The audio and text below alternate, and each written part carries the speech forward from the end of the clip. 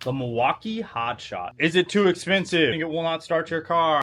It's not happy. Huge shout out to my Milwaukee for sending this new one out. I had my doubts on this thing because I don't know if you guys have ever done this. There's that hack. Well, if we don't have a jump starter in our car, you got some wire, you can actually stick it right in here. You get a positive and negative. Obviously you want some bigger gauge stuff like what we have on this HOTSHOT over here for jumper cables, but you know, in a pinch, one of these can start your car, and I've done that back in the day. I did it with some old DeWalt batteries, some 18 volts.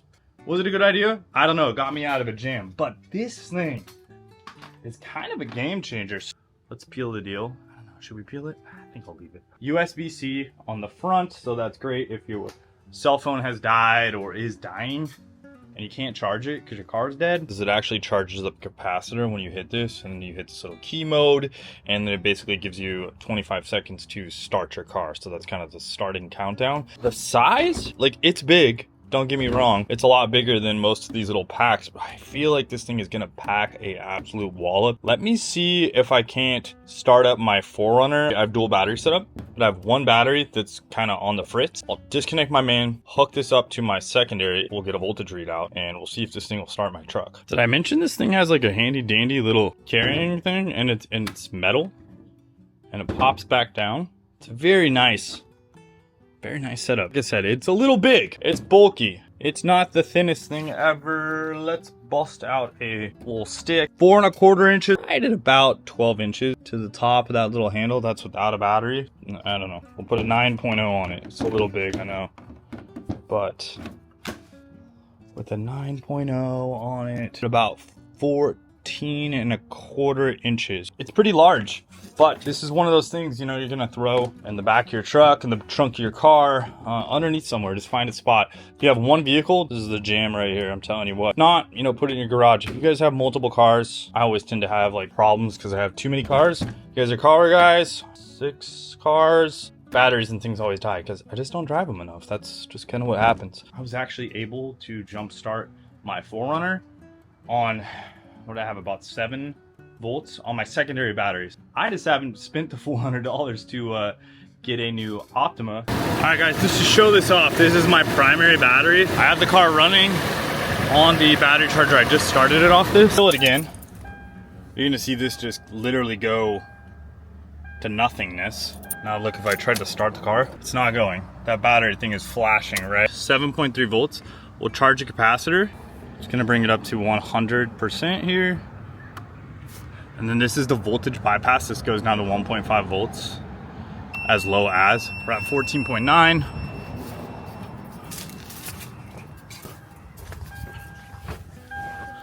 Guys, look at this. Well, it didn't like it that time, but I don't know what that was about. But anyways, you can see the car turned over. I think I've done this like 4 times. Anyways, that is freaking sick. No cuts here. So I'll show you guys. My primary battery is off.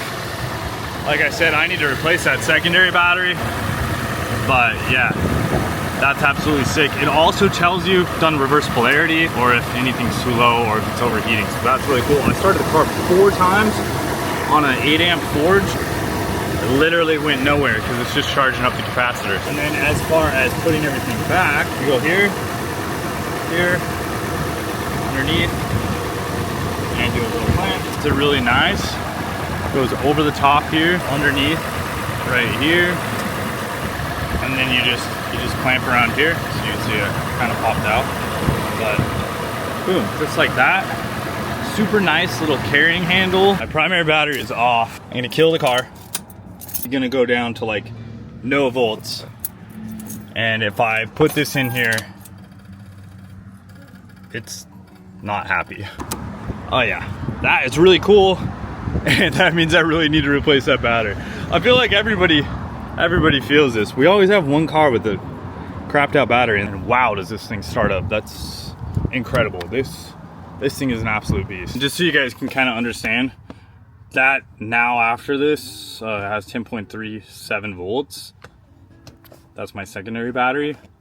This is my primary battery, 11.39. So once I started the car with my primary battery, Oh my goodness. It's been a while. That didn't start all that great. And then I have this. It's my automatic battery switchover.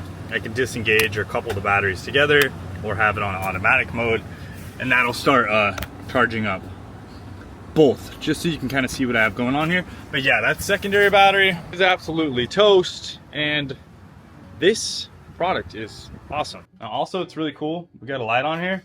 We can illuminate ourselves. We got high, medium, and low, and then that strobe mode, you know what I'm saying? So that's really nice. A little bit of a SOS strobe, which is cool. You can turn it on here. It has polarity sensitivity, so when you hook this up, if you hook it up with reverse polarity, it will tell you.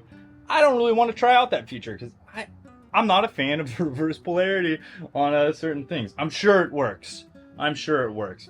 We got this button right here, which will charge our capacitor. Right now we are at 93%. And we got this one. When you have a low battery, it'll do an override on here. So you basically just press and hold this down, and it'll bump you up to like 14 volts, which is really, really, really cool. I jump started my truck 4 or 5 times, something like that, off this battery. Milwaukee Forge 8.0. Is that necessary? Probably not. Is that overkill? Yeah, I guess so, because it did not care. It didn't even move. So that is really awesome. Also, it has this nice little carrying handle, so that's great. I'm gonna go ahead and mount this up in my wall. I'll probably be putting this in the 4Runner for overlanding trips and things like that. This one's probably gonna come with me on an upcoming trip because, yeah, if your battery dies where I'm going, you're gonna be screwed. So make sure to check out that video. Thanks for watching, guys. If you haven't hit the subscribe button, please hit that.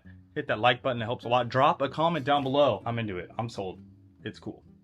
Later, I'm in channel.